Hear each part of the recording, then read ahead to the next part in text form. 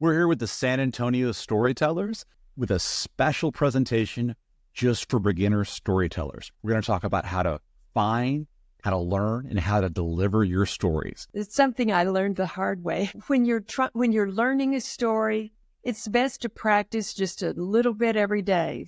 To walk through this story once or twice. If you try to cram it the day before you're going to tell it, you spend your whole time telling it, worrying about whether you're going to remember it or not. And it makes it very confusing. So I wanted to talk a little bit about finding stories, where you can find stories.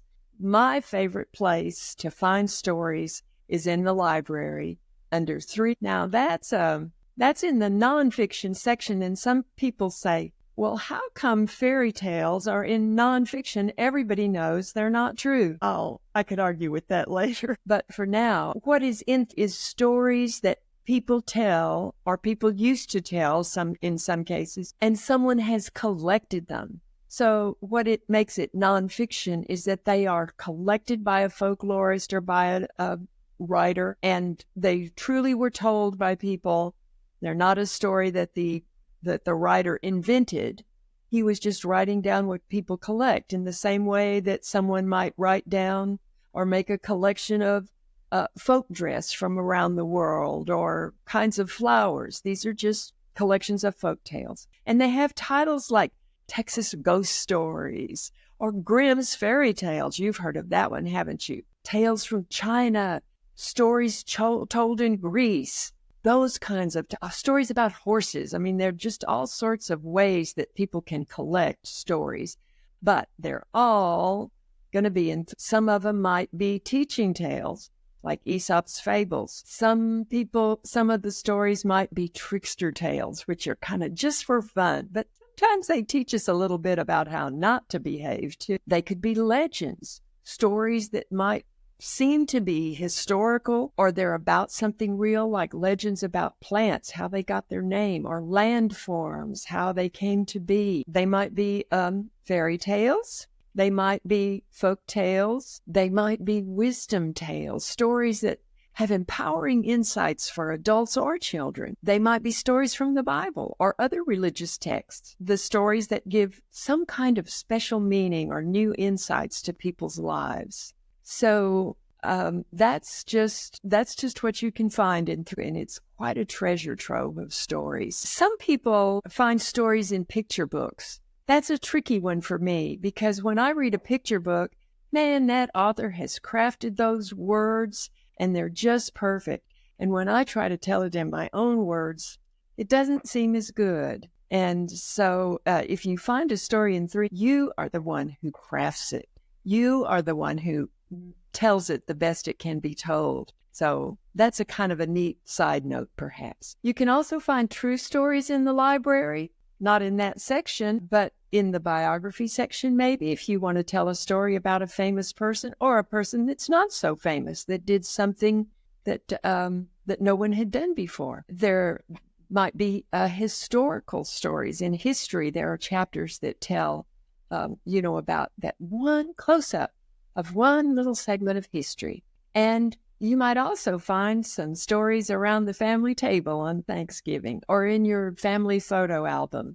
And if everyone in your family laughs, there might be a way to tell it to other people who don't even know your family, craft it into a tellable 8 or 10 minute story and see what happens. There's personal stories as well, things that happen to you. And I guess I have a caution about this. You want to avoid personal stories that aren't finished yet. If you're going to tell a personal story, it should be something that happened way back in your childhood or way back when you were young and maybe did something foolish, something where you embarrassed yourself. Everyone can identify with being embarrassed. Maybe you were bullied in high school, but you're past that now. That story is finished. So you can tell it from a sincere point of view. So I just want to say that stories are everywhere. You just have to read a lot of stories, think about a lot of stories, and then the right story is going to find you. My name's Sue Coots, and I too am a storyteller coming from 33 years of education and being with kids. course, I found out storytelling is quite powerful. But what I also found out early on is if I'm not organized with my story in some way, then there's going to be issues with the telling of my story. So I have a tip when it comes to organization, and we're each so different from each other when it comes to having some type of organization or none at all. My organization would be a type of a graphic organizer, and it could be what movie makers use, a storyboard, where basically you would fold a sheet of paper into fourths, sixths, or eighths, and sequentially draw pictures of your story. The cool thing about that is when you're looking at your pictures, the words then are coming from within you and not memorized. And the more you practice that story through a storyboard, the more it'll change to your liking. I typically use an index card, and I call this writing down the bare bones.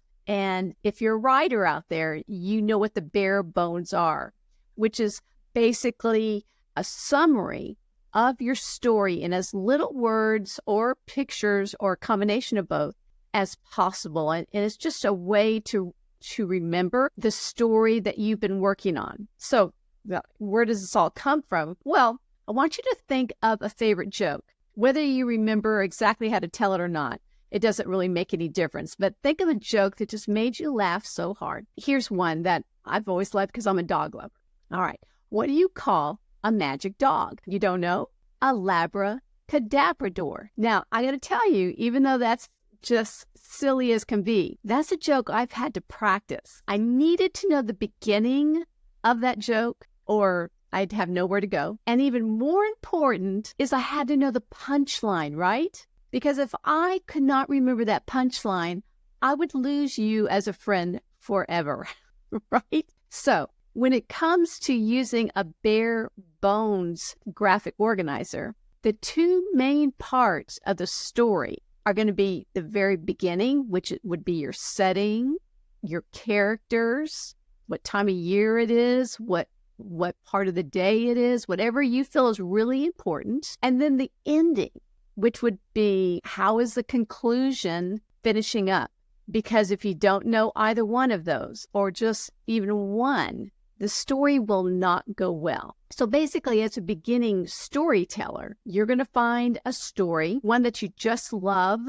It has to really appeal to you, and you're going to read that story.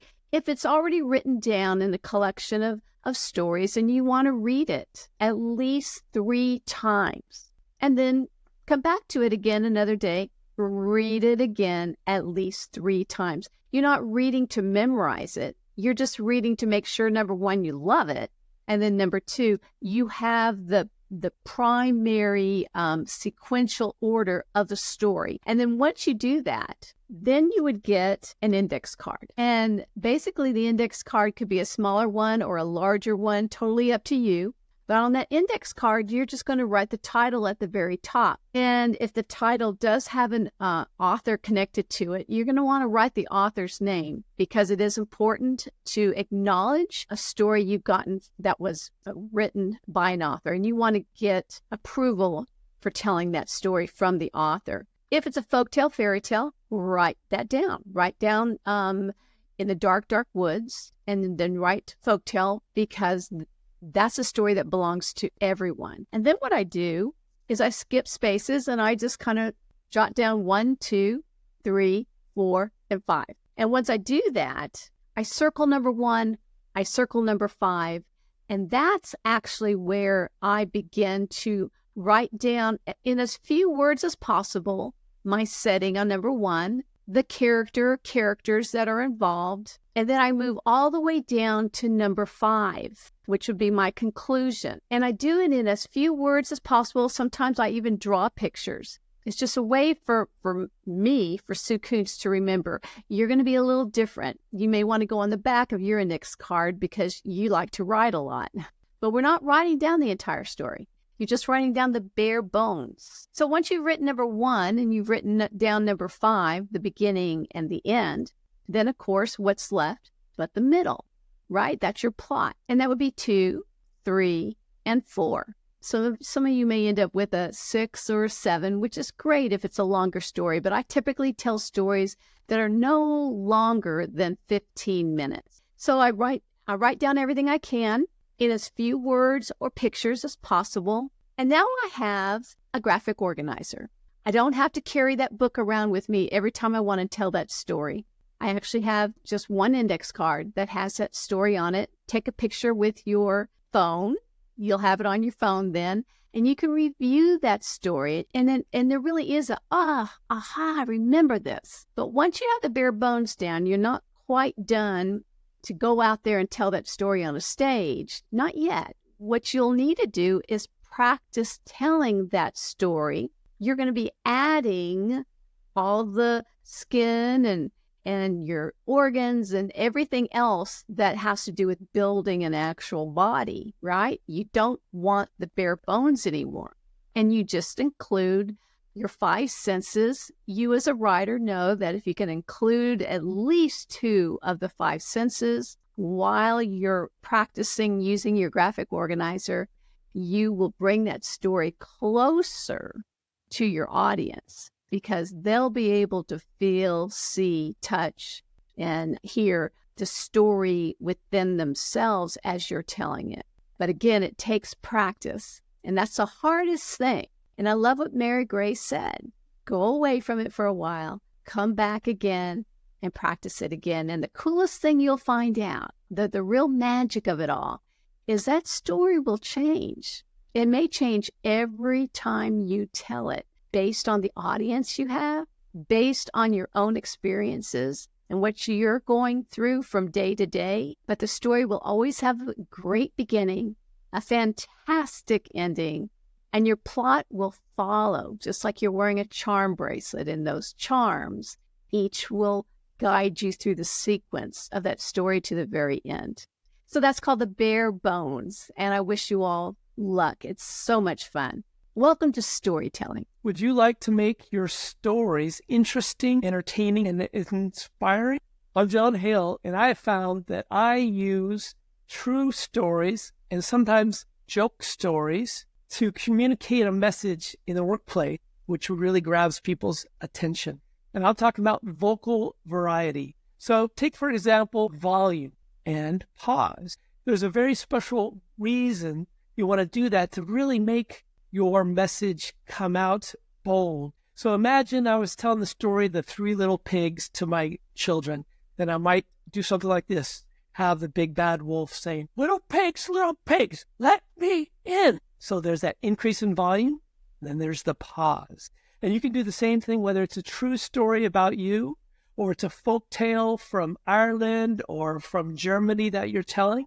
It works either way. And then there's pitch. So again, with the 3 Little Pigs, think of the difference between the voices of the pigs and the wolf.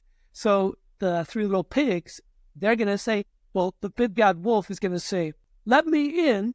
And they say, no, not by the hairs of my chinny chin. Then all huff and all puff. So there you have the difference in the voices, the high and the low pitches that really help to make it even more entertaining. And a lot of these really apply to the various examples I'm given. It's definitely the last one, which is pace. So imagine the pace is like the speed. So as you get towards the end of the story, usually your pace is going to start to increase as you get people excited. You really want them to key in on what you're saying. So with the big bad wolf and the 3 Little Pigs, imagine just as the wolf was coming down the chimney, the little pig pulled off the lid and plop, in fell the wolf into the scalding water. So you can see how I increased the pace and started getting faster and faster. And then once the wolf plopped into the pot, it slows it down and emphasize like word by word. So just as if you were telling your grandkids a story, or whether you're telling a favorite story joke, by using vocal variety with pitch, volume, and pause, and pace, you can make your stories interesting, entertaining, and inspiring. I joined San Antonio Storytellers Association back in about 2016. And it was a real new storyteller, and I was so hungry to learn more about storytelling, but I didn't find a lot out there. So I went on my own online and started searching. And I came across it's a Khan Academy in partnership with Pixar Animation. And this Pixar animation class was pretty large. And inside of that, there was a segment on storytelling. So I started in with this class on Pixar storytelling. And, you know, Ryan, I think I got a lot of good fundamentals. I learned, you know, the creation and how to progress through it and elements. What was really unique about this class is the way it allowed us to get comfortable with creating. And as a new storyteller, this was quite a feat for me, and I advanced very far in this environment. What it kind of does for us is it has us find out where the story is going to take us, as opposed to where we are going to take the story. To be able to do that means you need to relax into that environment. You need to trust and just start somewhere. And that's what I did. I just started somewhere, not knowing where it would go. And as it went along, it developed, and it took many different directions. It was surprising to me the way the story developed. But it was because I was able to relax in this environment of creation and just go with it. In the end, I created a story that was a what-if story. And in this assignment, in this exercise of creating a what-if story, we take an everyday incident. It could be anything. What I chose to take is library books. And specifically, library books in the library that have been damaged and that are being repaired to put back out onto the shelves for patrons to enjoy. Well, in this developing the story, what came out of it in the end was I imagined what if library books could feel when they are being abused or mistreated. And in the end, our library book was just fine, and our character was just fine, and it had a happy ending. But it was a great way to take an ordinary, everyday thing and turn it into a what-if story. I wish I could think of some other examples of what if, but truly, it is just an everyday occurrence. Anything that you look around as you're going through your day, you can turn that into a what-if story. I'm Susan Whipple. I've been a member of the San Antonio Storytellers Association for a few years, and it has been a wonderful experience.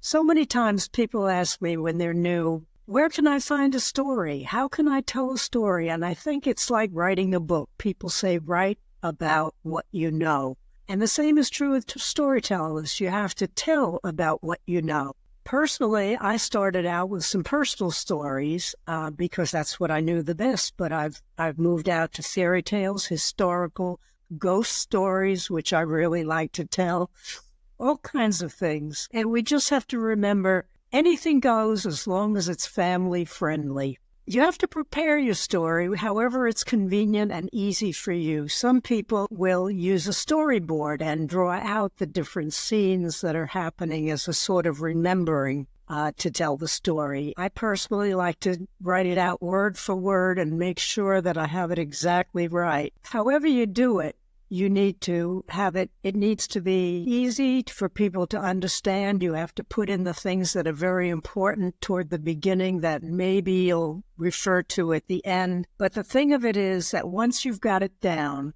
that's when the real fun begins. And you have to start practicing it. And you practice and practice and practice, because we don't read stories, we tell stories. And the way I do it when I have it written down is I try to remember every single thing. And then when I'm comfortable that I can say it without notes, and then I can look at the people in the audience and I can time it just right, then it's also easy to make some changes as you go, sort of ad-libbing a little bit, as long as you stay to the outline of the story. And I think you also have to think about how it's coming at them, at the audience, from you. You have to talk in a way that they can hear it and understand it, and you don't rush through it. You make sure that everything is clear, you take your time, you analyze what's important, and you stress what's important. And you can also have a moment or two of quiet so that they can absorb what you've just heard, what they've just heard. I think to wrap it up, I would say that pay attention to the speed of how you're talking, your pauses, how you emphasize certain words or phrases, and you'll find that as you tell more stories, it becomes easier and easier. Thank you. I enjoy storytelling as a retired children's librarian, so a lot of the stories I tell are folk tales. And years ago, when I lived in Tucson, I was a member of Tellers of Tales. And one year they had a workshop with a storyteller named Gloria Myers. And the workshop was on audience participation, and I was hooked. So ever after that, whenever I'm reading any kind of folk tales or stories that I'm thinking about for telling, I've got my eyes and ears open, looking for any kind of way that there's repetition in the story. It can even be something as simple as just a word. So one of the examples of that I use is a book called, a story called Coyote Steals the Blanket. And in the tale, Coyote is being pursued by a rock. And each time that appears, it goes rumble. So before I start, I tell my audience that I'm going to ask them to help me tell the story. And then I'll teach them whatever it is. And when I do this one, I tell them to put some menace into the rumble, and it repeats quite a few times into the story. But it doesn't even have to be just something short. It could be longer, like a song. And one of my most favorite ones that people really like is called The Gunna Wolf by Wilhelmina Harper. And in this, the little girl is walking into the forest, and she's picking flowers, and she's singing a song. And the song goes, Kon ka king wa, kon ka king wa. So before we start, I teach them the song. And then when you get to the proper place in the story, I just use a gesture or something to involve the audience into singing it. And it's simple, it's short, they can remember it, and you're singing along with them, so they come right along with you. There's another one that has a song in it, and this is The Bonza by Diane Wilkstein, and it's also a folk tale, and this one's longer. And in this one, the song is 10 fat tigers, 10 fat tigers. Cabri eats tigers raw. Yesterday, Cabri ate 10 tigers. Today, she'll eat 10 more. It's got enough repetition that people can remember it, and then it descends. It starts with 10.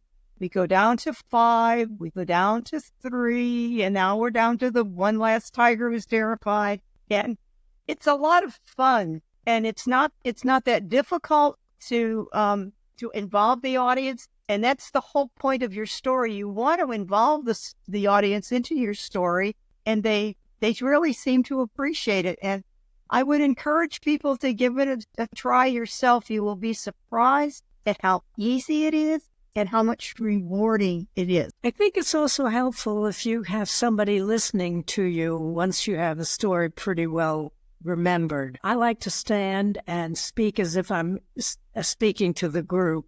And of course, I have to know it pretty well by then, but it helps me to hear it in a different way and make some corrections sometimes. The first one is finding the story. I would suggest that people just read widely and keep an ear out of looking for something with any kind of repetition in it. And then when I'm learning it, I try doing it in front of a mirror and looking at myself. It's kind of surprising what you see, and I think you're more comfortable. Wonderful. San Antonio Storytellers, thank you for sharing your wisdom. I know this is going to help a lot of beginners.